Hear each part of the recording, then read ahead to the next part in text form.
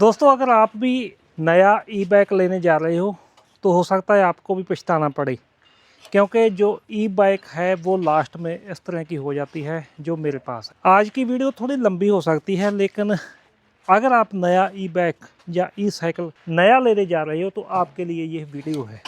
यहाँ पर मैं आपको दिखाना चाहता हूँ एक साइकिल जो कि बिजली वाला साइकिल है, इससे लेकर और उसके बाद लास्ट में ओला। तो आज हम बात करने वाले हैं ये सभी सामान के ऊपर, क्योंकि आजकल ज़्यादातर पेट्रोल काफ़ी ज़्यादा महंगा हो चुका है, तो हर आदमी ये सोचता है क्यों ना ई बाइक में जाया जाए। बात करते हैं सबसे पहले साइकिल की, जो मैंने एक तो ये वाला घर पर बनाया था और ये वाला है जी हीरो कंपनी का। ये दोस्तों पैडल असिस्ट के साथ चलता था, 2022 में लिया था और तब इसकी जो कीमत थी वो थी 18,000 रुपये। लेकिन आजकल कंपनी ने इसका रेट बहुत ज़्यादा कर दिया है, 24,000 के आसपास। ठीक है जी। इसमें कोई भी थ्रोटल नहीं है। जो इसके अंदर बैटरी लगी हुई है 36 वोल्ट 5.5 AH की। एक बार फुल चार्ज होने के बाद जो यह तकरीबन 30 किलोमीटर के आसपास चलता है, अगर आप इसके साथ पैडल ज़्यादा चलाते हो तो। नहीं तो नॉर्मल इसकी जो स्पीड है 25 किलोमीटर की और 20 किलोमीटर की इसकी रेंज है नॉर्मल। इसके बाद है जी हैंडमेड, हमारा खुद का बनाया हुआ ये वाला। इसमें हमने चैन ड्राइव मोटर लगाई हुई है। ये हमने 2021 के आसपास 2020 के आसपास बनाया था। टोटल जो किट के समेत हमारा खर्चा आया 8 से 9,000 रुपया। लेकिन अगर आज आपने ये साइकिल तैयार करना है, ये किट और लिथियम बैटरी जो ये लगी हुई है 24 वोल्ट 7 AH की, तो आज आपका जो खर्च आएगा वो तकरीबन आएगा जी 14 से 15,000 विदाउट साइकिल। इसके बाद है जी यह वाला रेंजर साइकिल का जी, इसमें भी मैंने लिथियम बैटरी ही लगाई हुई है। एक बात मैं आपको बतानी चाहता हूँ, अगर आप नया साइकिल बनाने जा रहे हो इसमें 1,000 रुपया ज़्यादा लगेगा, लेकिन अंतर काफ़ी है। सबसे जो पहला मैं आपको यहाँ पर दिखाता हूँ, इसको साइड में लगाता हूँ। कई अब ये देखें, दोनों साइकिल देखें। इसमें अगर आपने ये मोटर फिट कर ली है तो आपको किसी मैकेनिक के पास जाना पड़ेगा, वो इसकी पत्ती बनाएगा, इसकी फिटिंग करेगा। तो इसकी फिटिंग करनी काफ़ी मुश्किल है। और बाद में ये जो इसकी चैन है, इसकी अलाइनमेंट अगर गलत हो जाए, अलाइनमेंट गलत हो जाए तो ये बार बार जो चैन है वो नीचे उतर जाती है और आप रास्ते में ही रुक जाते हो। इसका जो दोस्तों सबसे बढ़िया तरीका ये वाला है। जैसे ये गियर वाला साइकिल था मेरे पास रेंजर, तो उसमें मैंने ये फिट कर दी।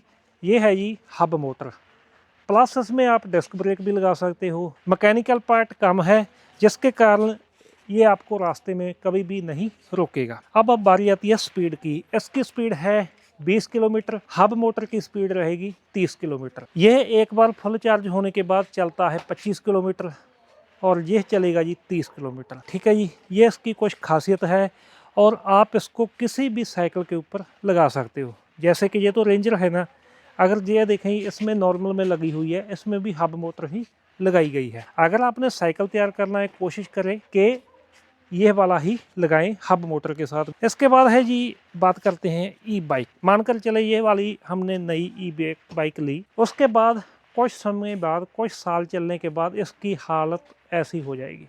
ठीक है जी, इसका जो बैक का एरिया है प्लास्टिक है वो टूट जाएगा। उसके कुछ सालों बाद इसकी हालत ऐसी हो जाएगी, लेकिन आज भी यह चल रही है। इसके ऊपर हम काफ़ी भारी सामान लोड करके एक जगह से दूसरी जगह पर लेकर जाते हैं। क्यों? क्योंकि ना तो इसकी मोटर कभी ख़राब होती है और ना ही इसका जो कंट्रोलर है वो जल्दी ख़राब होगा। अगर ख़राब हो भी जाए तो उसमें मॉसफेट लगे होते हैं, वो रिपेयर हो जाते हैं। हब मोटर में जो इसकी वाइंडिंग है वो कभी भी ख़राब नहीं होती। सिर्फ उसमें एक हॉल सेंसर होते हैं, वो आप 300-400 रुपये में बनवा सकते हैं। यानी कि अगर आप ये सोच रहे हैं कि आज हमने एक ई बाइक लेनी है 40 से 50,000 रुपये की, तो आने वाले 4 से 5 साल में वो ऐसी हो जाएगी, ये पक्का है। एक बात मैं आपको और बतानी चाहता हूँ, आपने ई बाइक ले ली, उसमें ज़्यादातर लोग लेते हैं लेड एसिड, क्योंकि वो 30,000 रुपये से लेकर 50-60,000 रुपये तक आपको आसानी से मिल जाती है। जब आप वो वाली बैटरी लेते हो लेड एसिड, तो वो तकरीबन 1.5 साल के अंदर अंदर बैटरी है वो, उसकी जो लाइफ है वो ख़त्म हो जाती है। जैसे इसमें 6 बैटरी है, ठीक है जी, तो ये 6 बैटरी की लाइफ है वो तकरीबन 1.5 साल के अंदर ख़त्म हो जाएगी। एक बात मैं आपको और दिखानी चाहता हूँ, ये देखें जी, इसकी जो हालत मैंने आपको पहले दिखाई थी, जहाँ से ये टूटनी शुरू हो गई है, जहाँ पर टाई लॉक लगाकर इसको जॉइंट किया गया है, यानी कि इसका जो अंत है वो ऐसा ही होगा। सबसे पहली बात, आज आपने 50,000 लगाया, 1 साल बाद आपको 12 से 15,000 फिर लगाना पड़ेगा। कोशिश करें अगर आपने ई बाइक लेनी है, उसमें सबसे पहले ही आप लेड एसिड की जगह लिथियम बैटरी लें। 10,000 रुपया महंगी होगी इससे, लेकिन जो इसकी लाइफ है वो तकरीबन 4.5-5 साल चलेगी। अभी ये हमारी दोनों स्कूटी चल रही है, ठीक है जी, लेकिन इसमें क्या है कि हमने लेड की जगह लिथियम रखी हुई है, तो लिथियम ज़्यादा चलेगी। अब आपका एक क्वेश्चन होगा कि लिथियम तो ब्लास्ट हो जाती है। मैं आपसे एक सवाल पूछता हूँ, आपने लास्ट में कब वीडियो देखा है जब इसकी बैटरी को आग लगी है? मुझे तो कोई ऐसी ज़्यादा वीडियो नहीं देखने को मिली जिसमें ये बैटरी इतनी ज़्यादा ब्लास्ट हो चुकी हो, क्योंकि बिल्कुल देसी अगर आप लेते हो उसमें कुछ चांस हो सकते हैं, लेकिन नहीं। जैसे ये वाली है, पहले आती थी, ये 2010 मॉडल है, 2010 में मैंने ये ली थी।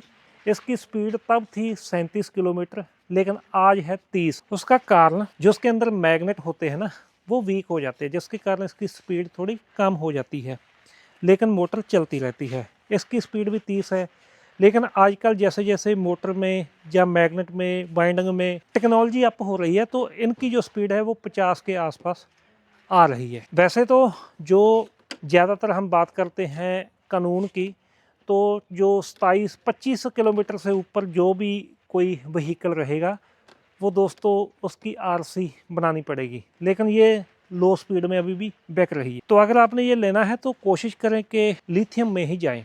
इसके बाद है जी ये वाला जो हमने पेट्रोल से बैटरी में कन्वर्ट किया था, स्प्लेंडर, ये हमने बनाया था 2022 में, मार्च 2022 में। तब हमने ये वाली लिथियम बैटरी इसके अंदर रखी थी और आज तक चल रही है। इसकी स्पीड तकरीबन 45 किलोमीटर रहती है। पहले पहले इसका बैकअप 50 से 60 किलोमीटर था, लेकिन जैसे जैसे इसकी जो लाइफ है वो पूरी होती जा रही है लिथियम की, तो अब जो इसकी एवरेज है, सॉरी माइलेज है, एक बार फुल चार्ज करने के बाद तकरीबन 35 किलोमीटर रह चुकी है, ठीक है जी। लेकिन आज भी यह चल रहा है। ये जितने भी मेरे व्हीकल रखे हुए हैं, ये दोस्तों लोकल जाने आने के लिए 20 से 25 किलोमीटर तक। अब मैंने एक इसमें लिया था ओला हमारा चल चुका है 20,000 किलोमीटर। 1 साल हो गया हमें इसको लिए हुए। 1 साल में हमने इसको चला दिया है जी 20,000 किलोमीटर। लेकिन मैंने इसकी वीडियो इसलिए ज़्यादा नहीं अपलोड की क्योंकि ओला की जो सर्विस है वो बहुत ही ज़्यादा बेकार हो चुकी है, जिसके कारण मैं नहीं चाहता कि मैं इसकी वीडियो बनाकर ज़्यादा प्रमोशन करूं, क्योंकि चाहे मैं अपने तौर पर भी, मैं कंपनी से कोई भी मैंने पैसा नहीं लिया, मैं अपने तौर पर ही इसके फीचर बताऊंगा, कुछ भी बताऊंगा, तो हो सकता है आप ओला नया ख़रीदने का मन बना ले, क्योंकि इसकी सर्विस काफ़ी बेकार हो चुकी है। तो मैं नहीं चाहता कि इस तरह की मैं प्रमोशन करूं। तो अभी तक ये सही है, बिल्कुल ओके है, लेकिन इसमें जो सबसे बड़ी जो दिक्कत है, इसका जो टायर है वो बहुत दोस्तों गलत घिस रहा है। गलत यानी कि जो बैक टायर है वो हमने सिर्फ 12,000 किलोमीटर के ऊपर ही चेंज करवाया। जो फ्रंट वाला टायर है वो भी हम जल्दी ही चेंज करवाने जा रहे हैं, क्योंकि जब इसका टायर इस तरह से गलत उसकी घिसाई होती है, बहुत ज़्यादा वाइब्रेशन करती है और आवाज़ बहुत ज़्यादा आती है। ये इसमें बड़ी दिक्कत है। ये इस ओला में नहीं, टोटल ही जितनी भी ओला है उसमें ये प्रॉब्लम है, आप भी देख सकते हो। इसकी जो रेंज है, एक बार फुल चार्ज करने के बाद 120 किलोमीटर, और जो इसकी स्पीड है, अगर हम स्पोर्ट्स मोड में जाते हैं, मीटर के ऊपर शो होती है 90 और ये होती है तकरीबन 80 किलोमीटर के ऊपर। स्पीड, फीचर सब कुछ ओके है। 30 पैसे पर किलोमीटर ये आ रहा है इसका जो खर्चा, ठीक है जी। इसका खर्चा भी 20-30 के आसपास ही है तकरीबन। जितने भी हम बात कर लें ना, तकरीबन इसका साइकिल को छोड़कर जितने ई बाइक है, 30 पैसे पर किलोमीटर इसका खर्च आ रहा है।